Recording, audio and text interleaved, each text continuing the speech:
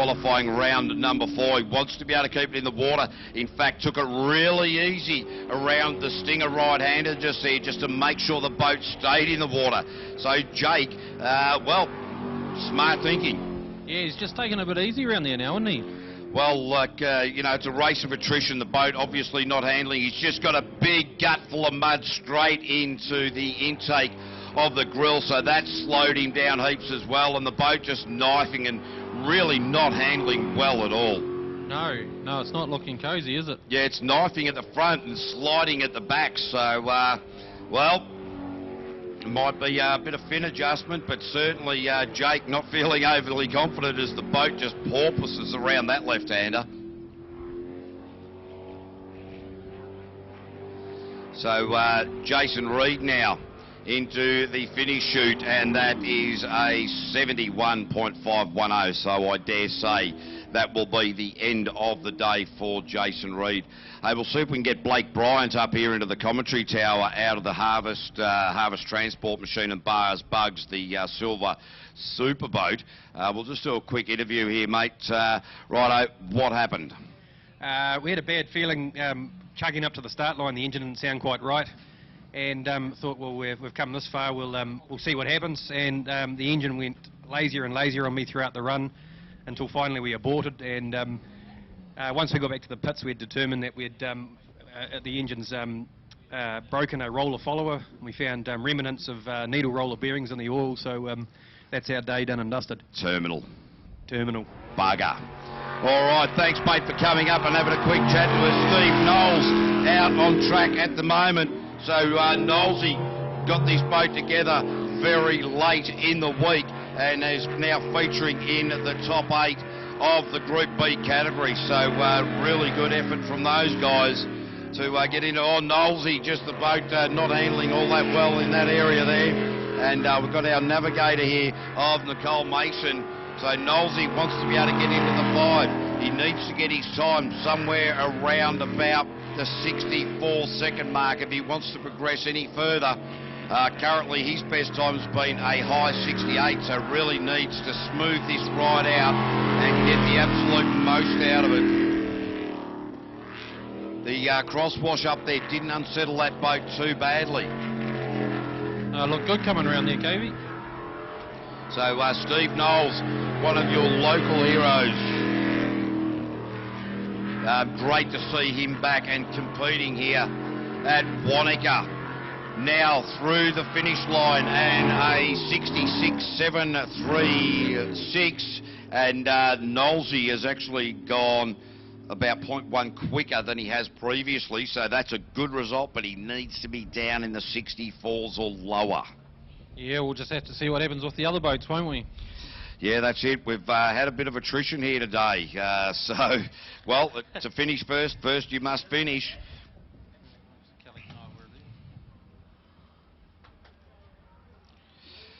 So, just waiting to see who the next boat off should be. The crowded house vessel. Yes, it is. Kelly Manel, Nikki Ferguson. Kelly Manel really wants to get into this top 5. Because that will just about... Oh, she knifed it massively. Cannot nail the hairpins. She's been trying, but it's just not working. It really is not working for her. And Kelly, one of these diligent people that just, you know, she'll be so frustrated with that. But she's also calm of mind enough to be able to just continue on with what she's doing. But now, as we come into this section through the chicanes, this... very, very testing left-right combination works in there nicely. How's she going to go into the hairpin? Set herself up and ran wider. Much better. Nice. Absolutely nailed it. And much better that time out as well. So certainly getting better at it. But, you know, each and every time's a brand new program, isn't it? Yeah, that's dead right. And the more days you spend in that driver's seat, the better, isn't it?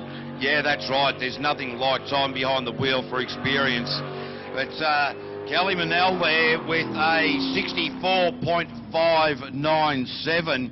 So she has gone half a second quicker than her previous best time and puts herself into a nice position to be hopefully progressing into the top 5. Which will be good to see. So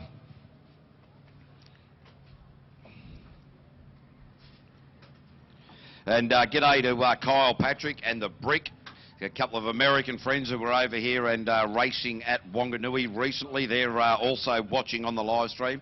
And our friends down at the Vernadsky base station down there in Antarctica, formerly the Faraday base station. The Ukrainians bought it off the Poms for £1, and they're down there, and they click in to our live stream regularly. Isn't that just amazing? So right around the world, jet spreading is just gaining more and more in popularity. In fact, we've got some people in Kazakhstan or Turkestan or one of the stands, you know. They actually click in quite regularly as well, but I can never remember the country because you've got about 18 different stands there, so that should really be its own continent, you know. You sort of got like Europe, Asia, the stands, you know, Africa, South America, etc. All right, Schizo racing now. Patrick and Jay Hayden. So Paddy was pretty slow in all regards coming into this top 8. And we'll really want to be getting a hurry up. Certainly a very well experienced campaigner, but just not having the boat set up all that well here today at this point. He's looking pretty good so far. Yeah, looking a lot quicker at the moment than we have seen previously. You see Jay with her hand right out in front, making sure her husband knows exactly where he's going. Oh, Paddy, the really big back off, so really obviously not overly confident with the setup of the boat at this point, but still, if he keeps progressing, they will make small changes, not large wholesale changes that they would have been doing in the earlier qualifying runs. That manoeuvre he done coming round that one in front of us here, is that a Scandinavian flick in boat terms or not? Well, yeah, well...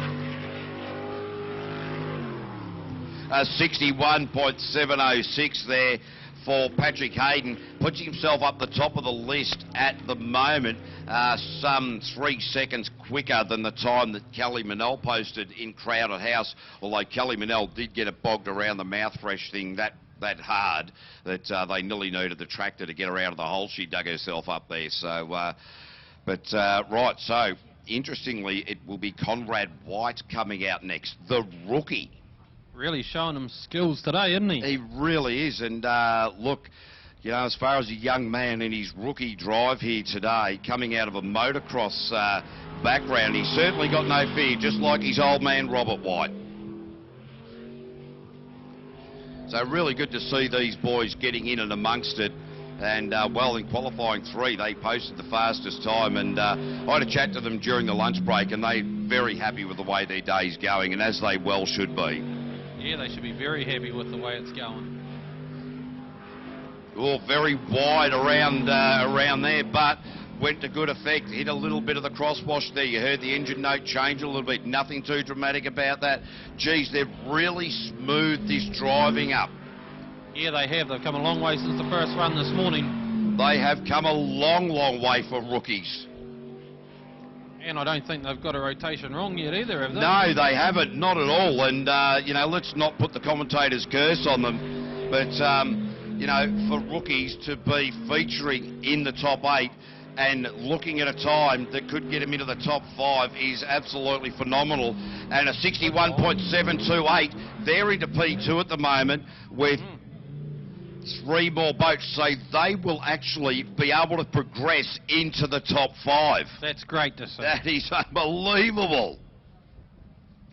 What other sport would you see that in? We once saw it in Australia. A bloke by the name of Mitch Roylance went out his rookie drive and won the race meeting. Wow. Very rare do you ever see it, but these young blokes are going brilliantly.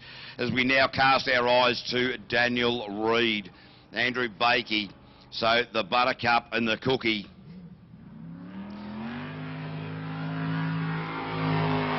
So, yep, Buttercup straight up to the top there. He's in with a chance to get onto the podium for the overall championship, and just wants to be able to keep progressing, keep pushing, finds himself in equal 4th over the championship at the moment in the Group B category, and driving has just improved so much throughout the course of the year. Last year he was driving the yellow boat with his brother. The boat not handling well, stepped out on his own into the alcoholic, and has been going pretty well, just getting better and better each and every time. Yeah, well, he looks to be putting in a great run this time. Oh, no, he lost a lot of time in there, just a little bit hard on the wheel. I think I'll just be quiet. Well, it's easy, mate. As soon as you start talking them up, you know they're going to go backwards. So Daniel Reid and the cookie, the bakey. So we just make up people's names and nicknames, and hopefully they stick because they all hate it. But Buttercup across the line there with a 62.049.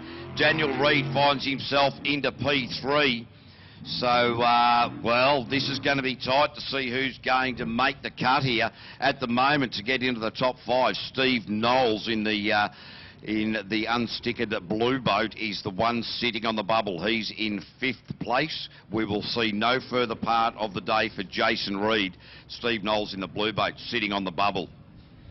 So, with Tim Edhouse about to come out, the time he needs to beat to progress into the top 5 is a 66.73. So you'd think that Tim should be able to do that, all going well, but you know, he hasn't had a lot of luck with the way the boat's been handling over the last couple of race meetings. Yeah, well, I'm certainly going to say nothing before his run. Why not? Come on, put the curse on him. I can't do that. Might be accused of cheating. Yeah, he had... I'll keep getting messages through.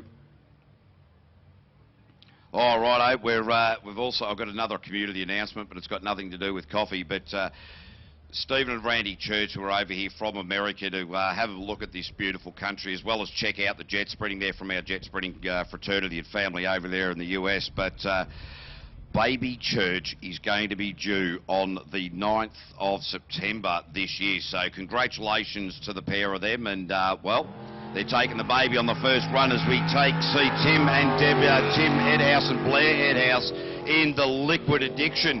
Remember, the time they need to be able to progress is a 106.73. And, well, you would suggest that this boat looking so much... oh, no, Tim Edhouse just knifed it. He's done that a few times throughout the course of the day. And, geez, I was talking him up, saying he looks a lot more comfortable, but... We might just have to talk about the weather for a bit while the boats are going around. Yeah, that's it. We've just got to talk about, yeah, exactly, the weather. You know, wonderful weather here in Wanaka, and, oh, yeah, lost it. You really heard the rev limiter just hitting there as Tim... just trying to get that jet unit hooked up, knifed it into the corner. That's what caused the problem. Taking some good lines. He's number 3 in NZ at the moment. Where's he going to end up at the end of this particular race day? So that is a good time. Tim Edhouse, 61.138, straight to the top of the table. Yeah, well, that's more than enough to get through, isn't it? Yeah, that's it. So we've got Clayton and Mandy Tisdall, the locals here, still to come in this Group B category, and that will be the end of Stephen Knowles. We'll not see any further part in him for the day. So we'll just play one for you, Knowlesy.